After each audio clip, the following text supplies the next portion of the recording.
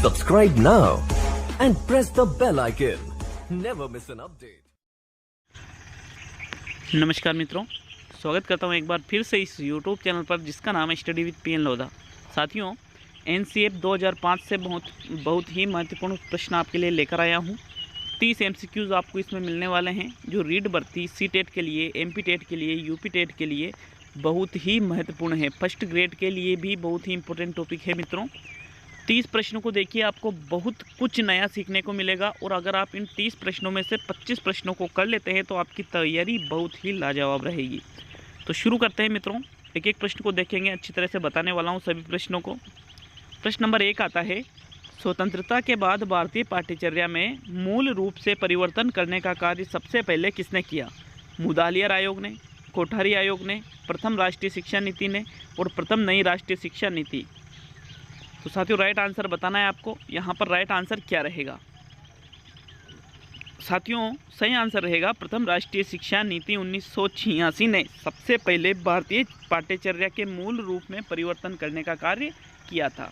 देखिए, जो प्रथम राष्ट्रीय शिक्षा नीति की अगर बात करें तो ये बनाई गई थी सन 1968 में और प्रथम नई राष्ट्रीय शिक्षा नीति की बात करें तो ये बनाई थी सन 1986 में। लेकिन परिवर्तन सबसे पहले किसने किया था? प्रथम राष्ट्रीय शिक्षा नीति 1968 ने।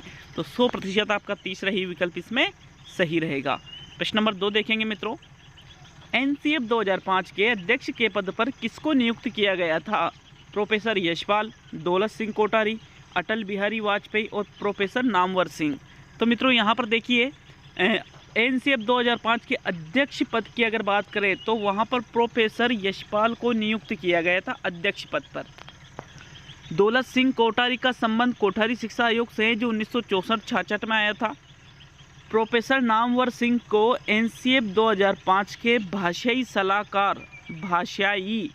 सलाहकार समिति का अध्यक्ष चुना गया था। तो यहाँ पर एनसीएफ का अध्यक्ष तो प्रोफेसर यशपाल और एनसीएफ 2005 में भाषाई सलाहकार समिति का अध्यक्ष प्रोफेसर नामवर सिंह को चुना गया था। मित्रों, प्रश्न नंबर 3 देखते हैं। तीसरा प्रश्न है, भारत में एनसीएफ 2005 लागू हुआ 30 अप्रैल 2005, 25 मार्च 2005, 1 जुलाई 2005 और 29 मार्च 2005। तो साथियों, यहाँ पर आपको राइट आंसर बताना है कि भारत में एनसीएफ 2005 कब लागू हुआ था। बताइए राइट आंसर। मित्रों, राइट आंसर है 1 जुलाई 2005 को भारत में एनसीएफ 2005 लागू किया गया था। कब किया गया था? 1 जुलाई 2005 को। तो आपका तीसरा विकल्प यहाँ पर सही है। प्रश्न नंबर 4 देखेंगे मित्रों, एनसीएफ 2005 में कुल अध्यायों की संख्या कितनी है? 7 अध्याय है, 5 अध्याय है, 4 अध्याय है या 3 अध्याय है? तो मित्रों, अगर एनसीएफ 2005 में अध्यायों की कुल संख्या पूछे तो आपका सही विकल्प रहेगा 5। कितनी है कुल अध्यायों की संख्या? 5 अध्यायों में इसको वर्गीकृत किया गया है। कितने अध्यायों में? 5 अध्यायों में। अच्छी तरह से आपको याद रखना है, आपका यहाँ पर दूसरा विकल्प सही है साथियों। प्रश्न नंबर 5 देखेंगे, एनसीएफ 2005 के उद्देश्य किस अध्याय में निश्चित किए गए हैं? अध्याय 1, अध्याय 2, अध्याय 3 और अध्याय 4। साथियों, बताइए कौन से अध्याय में एनसीएफ 2005 के उद्देश्य निश्चित किए गए हैं कि भाई ये एनसीएफ 2005 के उद्देश्य है? तो सही विकल्प बताइए मित्रों। साथियों, राइट आंसर आता है अध्याय 2 में एनसीएफ 2005 के उद्देश्य निश्चित किए गए हैं। कौन से अध्याय में? अध्याय 2 में। बहुत इंपॉर्टेंट प्रश्न है साथियों, आपको हर जगह ये प्रश्न देखने को नहीं मिलेंगे, लेकिन एग्जाम की दृष्टि से बहुत ही महत्वपूर्ण चीज़ें हैं ये। आपका दूसरा विकल्प यहाँ पर सही है। प्रश्न नंबर 6 देखेंगे, एनसीएफ के अध्याय 4 में भाषा संबंधी सुझाव दिए गए हैं, नीति निर्देशक सिद्धांत प्रस्तुत किए गए हैं, उद्देश्य निश्चित किए गए हैं और इनमें से सभी। तो मित्रों, एनसीएफ का जो अध्याय नंबर 4 है उसमें क्या बताया गया है? राइट आंसर है उसमें नीति निर्देशक सिद्धांत प्रस्तुत किए गए हैं एनसीएफ के अध्याय 4 में। तो आपका दूसरा विकल्प यहाँ पर सही है मित्रों। प्रश्न नंबर 7, एनसीएफ 2005 का मुख्य उद्देश्य है बोझ रहित शिक्षा, अध्यापक केंद्रित शिक्षा, पाठ्यक्रम आधारित शिक्षा और इनमें से सभी। तो मित्रों देखिए, राइट आंसर इसका रहेगा बोझ रहित शिक्षा। एनसीएफ 2005 का मुख्य उद्देश्य अध्यापक केंद्रित शिक्षा, पाठ्यक्रम आधारित शिक्षा, ऐसा नहीं है। बोझ रहित, लर्निंग विदाउट बर्डन, इसका ये मुख्य उद्देश्य है। हालांकि लर्निंग विदाउट बर्डन का सूत्र एनसीएफ 2005 का नहीं है, ये सूत्र तो सन 1993 में ही दे दिया गया था प्रोग्राम ऑफ एक्शन के तहत। आपका प्रथम विकल्प यहाँ सही है मित्रों। प्रश्न नंबर 8 समझना है फिर आंसर देना है। एनसीएफ 2005 के भाषा संबंधी सुझावों में किसे सम्मिलित नहीं किया जाता है? प्राथमिक स्तर पर भाषा का माध्यम मातृभाषा हो, विद्यार्थियों को बहुभाषी बनाना, अंग्रेजी को कक्षा 3 से पाठ्यक्रम में सम्मिलित करना, पूरे भारत में अनिवार्य रूप से त्रिभाषा सूत्र लागू करना। तो साथियों यहाँ पर देखिए, भाषा संबंधी सुझावों में सम्मिलित नहीं किया जाता, ये प्रश्न है। तो राइट आंसर है तीसरा विकल्प, अंग्रेजी को कक्षा 3 से पाठ्यक्रम में सम्मिलित करना। ये गलत है, कक्षा 3 से नहीं है, कक्षा 1 से ही अंग्रेजी को पाठ्यक्रम में सम्मिलित करना, ये सुझाव एनसीएफ 2005 के द्वारा दिया गया था, न कि कक्षा 3 से। तो मित्रों आपका तीसरा विकल्प सही है। बाकी ये जो तीनों सुझाव है ये दिए गए थे, लेकिन तीसरा सुझाव नहीं दिया गया था। तो आपका तीसरा विकल्प सही होता है यहाँ पर। नेक्स्ट प्रश्न, विद्यालय शिक्षा का अब तक का सबसे नवीनतम दस्तावेज है आरटीई 2009, सर्व शिक्षा अभियान, प्रथम नई राष्ट्रीय शिक्षा नीति 1986, राष्ट्रीय पाठ्यचर्या की रूपरेखा 2005। तो मित्रों विद्यालय शिक्षा का अब तक का सबसे नवीनतम दस्तावेज कहलाता है एनसीएफ 2005। कौन कहलाता है? एनसीएफ 2005, राष्ट्रीय पाठ्यचर्या की रूपरेखा 2005, जिसको आप कहते हो। अगला प्रश्न है मित्रों, प्रश्न नंबर 10, किसकी पहल पर एनसीएफ 2005 का गठन किया गया था? माध्यमिक शिक्षा बोर्ड राजस्थान, मानव संसाधन विकास मंत्रालय, शिक्षा मंत्रालय, और इनमें से कोई नहीं। तो मित्रों यहाँ पर अगर बात करें एनसीएफ 2005 का गठन किसकी पहल पर किया गया, तो विकल्प नंबर दूसरा सही रहेगा, मानव संसाधन विकास मंत्रालय। अब देखिए, जो मानव संसाधन विकास मंत्रालय है इसको पहले शिक्षा मंत्रालय के नाम से ही जाना जाता था, लेकिन इसका नाम बदलकर क्या कर दिया गया? मानव संसाधन विकास मंत्रालय। इसलिए आपका दूसरा विकल्प ज़्यादा बेस्ट आंसर रहेगा बजाय तीसरे के, क्योंकि इसका तो नाम चेंज कर दिया था, इसलिए आपका दूसरा विकल्प यहाँ पर सही रहेगा। प्रश्न नंबर 11 देखेंगे, एनसीएफ 2005 में किन शिक्षण सूत्रों को अधिक महत्व दिया गया है? तो यहाँ पर ये बताना है कि एनसीएफ 2005 क्या कहता है कि ये शिक्षण सूत्र हमें प्रयोग करने चाहिए। ज्ञात से अज्ञात की ओर, मूर्त से अमूर्त की ओर, विश्लेषण से संश्लेषण की ओर, और एक व दो। तो मित्रों यहाँ पर आपका सही आंसर है चौथा विकल्प। बालकों के शिक्षण में ज्ञात से अज्ञात की ओर और मूर्त से अमूर्त की ओर जो शिक्षण सूत्र हैं उनको ज़्यादा महत्व दिया गया है, इसलिए आपका चौथा विकल्प 1 व 2 सही रहेगा।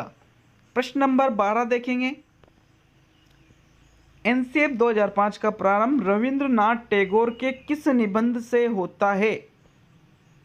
सभ्यता की प्रगति, सभ्यता और प्रगति, सभ्यता में प्रगति, और सभ्यता के लिए प्रगति। तो देखिए इसका सही आंसर आता है, पहले तो आप प्रश्न को समझिए कि जो एनसीएफ 2005 का प्रारंभ होता है वो रविंद्रनाथ टैगोर ने एक निबंध लिखा था, उस निबंध का नाम यहाँ पर पूछा गया है। सभ्यता की प्रगति, सभ्यता और प्रगति, सभ्यता में प्रगति, और सभ्यता के लिए प्रगति। तो मित्रों राइट आंसर है सभ्यता और प्रगति। सभ्यता की प्रगति हालांकि मैंने पहले बताया था लेकिन वो गलत है, फिर बाद में संशोधन भी किया था कि सभ्यता की प्रगति आपका गलत हो जाएगा, सभ्यता और प्रगति आपका सही होगा। प्रश्न नंबर 14, करिकुलम शब्द की उत्पत्ति किस भाषा से हुई है? लैटिन, ग्रीक, जर्मनी और यूनान। तो मित्रों करिकुलम जो शब्द है ये मूल रूप से किस भाषा का शब्द है? इसकी उत्पत्ति मूल रूप से किस भाषा से हुई है? तो राइट आंसर है ये, इसकी उत्पत्ति लैटिन भाषा से हुई है करिकुलम की। करिकुलम का मतलब क्या होता है? पाठ्यचर्या, पाठ्यचर्या इसका अर्थ होता है। नेक्स्ट प्रश्न नंबर 15, एनसीएफ 2005 के अनुसार सीखना है मानसिक विकास, शिल्पकला केंद्र, व्यवसायिक ज्ञान और उपयुक्त सभी। तो मित्रों सीखना क्या है एनसीएफ 2005 के अनुसार? दिए गए विकल्पों में से चयन कीजिए। विकल्प नंबर चौथा सही है कि सीखना मानसिक विकास भी माना है, सीखना शिल्पकला केंद्र भी माना है, सीखना व्यवसायिक ज्ञान भी माना है, मतलब आपका चौथा विकल्प यहाँ सही है। नेक्स्ट प्रश्न नंबर 16, एनसीएफ 2005 में किस परीक्षा के संबंध में सुधार के लिए सुझाव दिए गए थे? कक्षा 12 तक किसी भी छात्र को फेल नहीं किया जाए, कक्षा 10 की बोर्ड परीक्षा खत्म हो, कक्षा 10 की बोर्ड परीक्षा ऐच्छिक हो और उपयुक्त सभी सुझाव दिए गए थे। तो मित्रों परीक्षा संबंधी सुझाव में इन्होंने कहा था कि कक्षा 10 की परीक्षा ऐच्छिक होनी चाहिए, जो बोर्ड परीक्षा होती है। जो छात्र बोर्ड परीक्षा देना चाहे वो बोर्ड दे और जो छात्र बोर्ड परीक्षा नहीं देना चाहे वो मत दे। तो ये सुझाव एनसीएफ 2005 द्वारा परीक्षा संबंधी सुधार के लिए दिया गया था। तीसरा विकल्प सही है मित्रों। प्रश्न नंबर 17, एनसीएफ 2005 के अनुसार मार्गदर्शक सिद्धांत में निहितार्थ है कक्षा के अंदर ज्ञान प्रदान करना, ज्ञान को स्कूल के बाहर के जीवन से जोड़ना, सीखने का अर्थ ज्ञान प्राप्त करना और उपयुक्त सभी। तो मित्रों एनसीएफ 2005 के अनुसार मार्गदर्शक सिद्धांत में क्या निहितार्थ है? राइट आंसर है ज्ञान को स्कूल के बाहर के जीवन से जोड़ना। ऐसा नहीं है कि जो विद्यालय में आपने जो पाठ्य पुस्तक से ज्ञान प्राप्त किया वही ज्ञान है, नहीं। आपका जो बाहरी जीवन है उससे अगर आप ज्ञान को जोड़ लेते हो तो वो इसमें बताया गया है। यहाँ जो तीसरा और जो पहला विकल्प है ये गलत है कि कक्षा के अंदर ज्ञान प्रदान करना, ये कोई चीज़ नहीं होती है, ये एनसीएफ 2005 ने नहीं माना है। और सीखने का अर्थ यूँ नहीं है कि जो जिसने ज्ञान प्राप्त कर लिया वो सीख लिया, नहीं। व्यवहारिक रूप में यदि उस चीज़ को वो नहीं अपनाएगा तब तक उसको आप सीखना नहीं कहोगे, इसलिए आपका दूसरा विकल्प यहाँ सही रहेगा। नेक्स्ट प्रश्न नंबर 18, ऑपरेशन ब्लैक बोर्ड किसका परिणाम था? राष्ट्रीय शिक्षा नीति 1968, प्रथम नई राष्ट्रीय शिक्षा नीति 1986, एनसीएफ 2005 और आरटीई 2009। तो मित्रों ऑपरेशन ब्लैक बोर्ड यहाँ पर प्रथम नई राष्ट्रीय शिक्षा नीति 1986 का परिणाम था। अब आप कहोगे कि सर टॉपिक तो एनसीएफ का करवा रहे हो, लेकिन देखिए ये पाठ्यचर्या में सुधार से संबंधित चीज़ें हैं जो प्रथम नई राष्ट्रीय शिक्षा नीति में भी हुई थी, इसलिए मैंने वहाँ से भी क्वेश्चन दे दिया।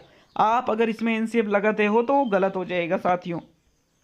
प्रश्न नंबर 19, राष्ट्रीय पाठ्यचर्या की रूपरेखा 2005 के अनुसार एक शिक्षक की भूमिका किस रूप में होनी चाहिए? नेता के रूप में, शासनकर्ता के रूप में, उत्प्रेरक के रूप में और उपयुक्त सभी के रूप में होना आवश्यक है। तो मित्रों एनसीएफ 2005 ये कहता है कि जो शिक्षक है उसकी भूमिका केवल उत्प्रेरक के रूप में होनी चाहिए। उत्प्रेरक मतलब प्रेरित करने वाला, बाकी छात्र खुद ही क्रिया करके किसी चीज को सीखेगा अनुभव के माध्यम से। अध्यापक सिर्फ प्रेरित करेगा कि आपको ये अमुक कार्य करना है, उसके लिए प्रेरणा प्रदान कर सकता है। तो उत्प्रेरक के रूप में शिक्षक की भूमिका इन्होंने बताई है। प्रश्न नंबर 20, राष्ट्रीय पाठ्यचर्या रूपरेखा 2005 में बहुभाषा को एक संसाधन के रूप में समर्थन दिया गया है, क्योंकि बहुभाषा मतलब अलग अलग भाषा जो बालक जानता है, बोलता है। तो विकल्प है यह एक तरीका है जिसमें बालक सुरक्षित महसूस करे, भाषागत पृष्ठभूमि के कारण कोई भी बालक पीछे न छूट जाए, यह बालकों को अपने पर विश्वास के लिए प्रोत्साहन देगा, और इनमें से सभी। तो मित्रों यहाँ पर राइट आंसर है इनमें से सभी। चौथा विकल्प सही है, क्योंकि बहुभाषा मतलब अगर बालक अलग अलग भाषा को जानता है तो खुद को सुरक्षित भी महसूस करेगा, भाषागत पृष्ठभूमि के कारण कोई पीछे भी नहीं छूटेगा, और ये बालकों में विश्वास और प्रोत्साहन भी देगा। तो चौथा विकल्प सही है मित्रों यहाँ पर। प्रश्न नंबर 21 देखेंगे, राष्ट्रीय पाठ्यचर्या की रूपरेखा 2005 में गुणवत्ता आयाम शीर्षक के अंतर्गत अधिक महत्व दिया गया है।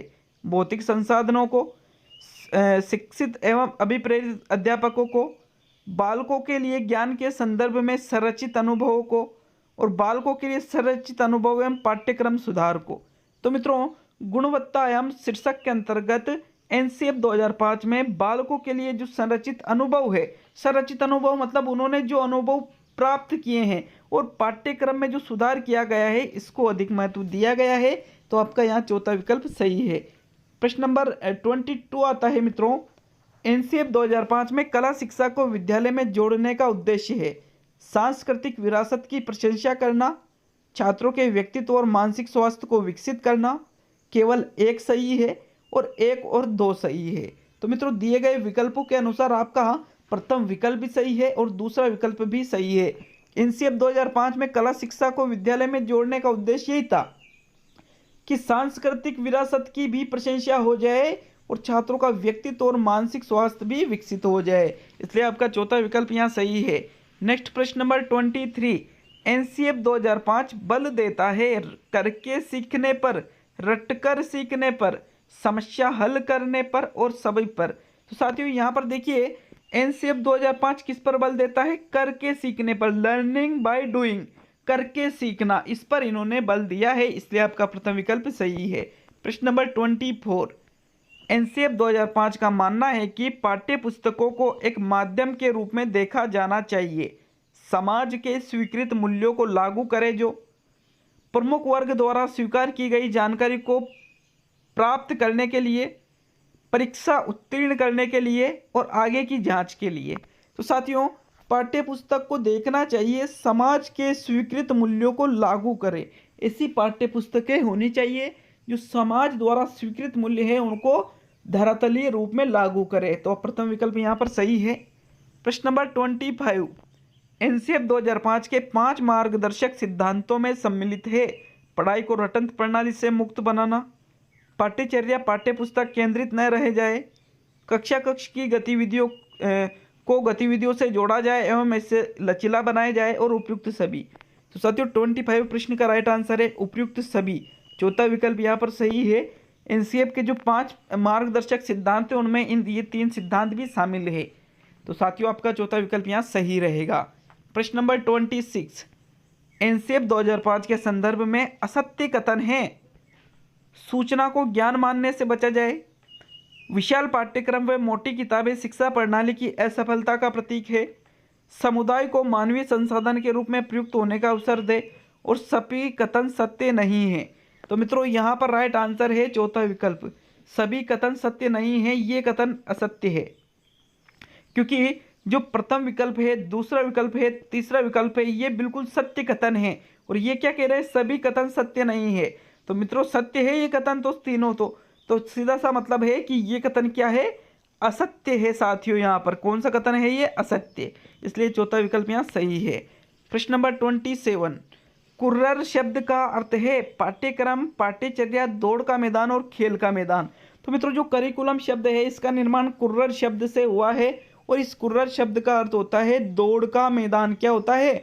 दौड़ का मैदान। पाठ्यक्रम तो होता है सिलेबस, पाठ्यचर्या होता है करिकुलम और दौड़ का मैदान क्या होता है? कुर्रर होता है। तीसरा विकल्प सही है। प्रश्न नंबर 28, पाठ्यक्रम समस्त मानव जाति का सार है, ये कथन किसका है? वॉटसन, फ्रोबेल, गाल्टन और जॉन डीवी। तो मित्रों पाठ्यक्रम समस्त मानव जाति का सार है, उपरोक्त कथन फ्रोबेल के द्वारा कहा गया है, इसलिए आपका दूसरा विकल्प सही है। प्रश्न नंबर 29, एनसीएफ 2005 में बताया गया है सपनों के भारत को धरातल पर उतारना, पाठ्यक्रम को संशोधन कर शिक्षकों के अनुकूल बनाना, बच्चों को आत्मज्ञान के रास्ते से अलग करना और उपयुक्त सभी। तो साथियों एनसीएफ 2005 में बताया गया है सपनों के भारत को धरातल पर उतारना, प्रथम विकल्प सही है। और आज का अंतिम प्रश्न देखने से पहले एक छोटी सी रिक्वेस्ट, निवेदन, वीडियो अच्छा लगता है, प्रश्न अच्छे लगते हैं, आपको लगता है कि हाँ यार कुछ विशेष दिया है, कुछ नया दिया है, तो बिल्कुल वीडियो को लाइक करें, चैनल को सब्सक्राइब करें, क्योंकि मैं टॉपिक वाइज वीडियो ऐसे ही आपके लिए लाता रहूँगा। मित्रों आज से विद्यालय शुरू भी हो गया है, तो विद्यालय में भी जाना पड़ेगा रेगुलरली। तो देखते हैं आगे क्या प्लानिंग बनती है। कल रीट पर जो फैसला आ रहा है, जो शिक्षा मंत्री ने जो पहले ही बता दिया था कि हम बिल्कुल कल आपकी सारा कन्फ्यूजन दूर कर देंगे, तो वेट रहेगा कल का और देखते हैं कि भाई क्या होता है, कब एग्ज़ाम होता है, क्या पैटर्न रहता है, बिल्कुल एक दिन का। और आप इंतज़ार कर लीजिए, बिल्कुल विश्लेषित तरीके से, बिल्कुल ऑथेंटिक न्यूज़ आपको मैं चैनल पर दे दूंगा। तो आज का अंतिम प्रश्न, प्रश्न नंबर 30, राष्ट्रीय पाठ्यचर्या की रूपरेखा 2005 का अनुवाद संविधान की कौन सी अनुसूची में सभी भाषाओं में किया गया है? अनुसूची 5, अनुसूची 6, अनुसूची 7 और अनुसूची 8। मित्रों बहुत शानदार क्वेश्चन है, इंपॉर्टेंट है, राइट आंसर है अनुसूची 8 में। चौथा विकल्प सही है कि जो संविधान की अनुसूची 8 है उसमें सभी भाषाओं में एनसीएफ 2005 का अनुवाद किया गया है। तो चौथा विकल्प सही है। कमेंट करके जरूर जाए कि 30 में से 25 किन किन के सही है और ये टेस्ट पेपर आपको कैसा लगा। जो 11th की आरबीएससी की जो क्लास है वो भी मैं अवश्य अपलोड करूँगा विद्यालय में जा करके। तो मिलते हैं बहुत ही जल्द अगली क्लास में।